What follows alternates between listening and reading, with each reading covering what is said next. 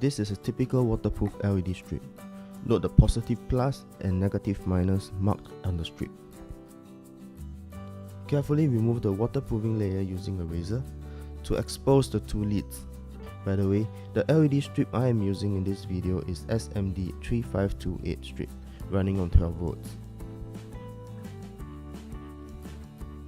After removing the waterproofing layer, proceed to thin the leads with solder.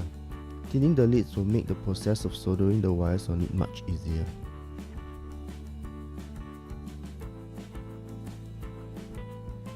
Next is preparing the wires. Typical color code used is red to the positive and black to the negative. Carefully strip the wires to expose the wires. Give them a little twist to tidy them up and thin them. This will also help the soldering process. Now for the fun part, marrying the wires to the strip. Because both wires and leads are thin, connecting them is as easy as just touching them with a hot soldering iron. Just make sure that the red wire is at the positive and black to the negative of the strip. You can stop at this stage, but I want to make it look more professional. To make it look more professional, a heat shrinking tube is used.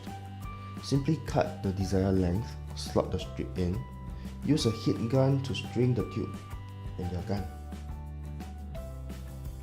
Hook it up to a 12-volt power supply and it is all bright and nice. You see, soldering of an LED strip is not as scary as you think. Just a bit of practice, you can do it too. Thank you for watching.